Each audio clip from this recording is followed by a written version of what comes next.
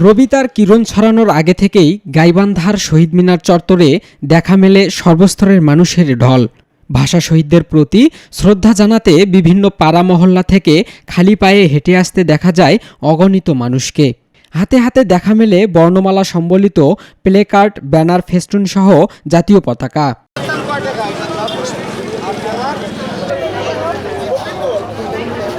এরপর বিভিন্ন শিক্ষা প্রতিষ্ঠান, অফিস আদালত, রাজনৈতিক দল, বিভিন্ন সংগঠন সহ নানা শ্রেণী পেশার মানুষের ফুলেল শ্রদ্ধায় ভরে ওঠে শহীদ মিনারের বেদি। এই দিবসটা আমরা যথাযথভাবে পালন করে আসছি।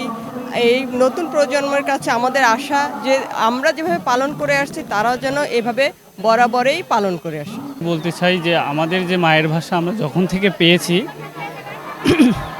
শুধু এর ভাষা পেলেই আমাদের চলবে না, এই ভাষাকে আমাদেরকে সঠিক ব্যবহার জানতে হবে। গাইবান্ধা পৌর শহীদ মিনারে অসংখ্য মানুষের ভিড়ে নজর কাড়ে সাদা কালো পোশাকে ফুল হাতে দাঁড়িয়ে থাকা ছোট সোনামণিরা। অভিভাবকরা বলছেন, 52-এর ভাষা আন্দোলনের ইতিহাসের সাথে পরিচয় করিয়ে দিতে এই ক্ষুদ্র প্রয়াস। তরুণ প্রজন্ম এরা জানুক, আসলে এই বিষয়গুলো তো এখন আমাদের ভিতর থেকে চলেই গেছে। বাচ্চারা জানুক যে একটাই জাতি যারা ভাষার জন্য জীবন দিয়েছিল, এই জন্যই জানাতেই নিয়ে আসছি।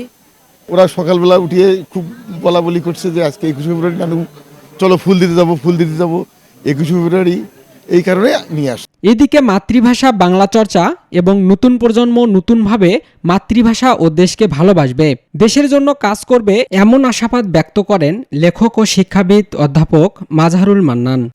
আজ মহান 21শে ফেব্রুয়ারি, মহান ভাষা শহীদদের দিবস। আজকে এখন এক প্রজন্ম চলে গেছে প্রায়, এখন নতুন প্রজন্মের সময়।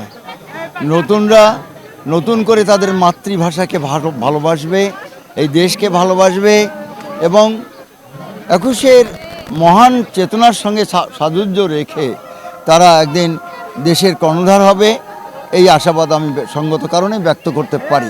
1952 সালের এই দিনে রাষ্ট্রভাষা বাংলা চাই দাবিতে রাজপথে নেমেছিল সালাম, রফিক, জব্বার সহ আরও অনেকে। ভয় পায়নি প্রাণ দিতেও, তাই তো আজও তাদের শ্রদ্ধাভরে স্মরণ করেন সর্বস্তরের মানুষ। হিরণচন্দ্র বর্মন, রেডিও সারাবালা, গাইবান্ধা।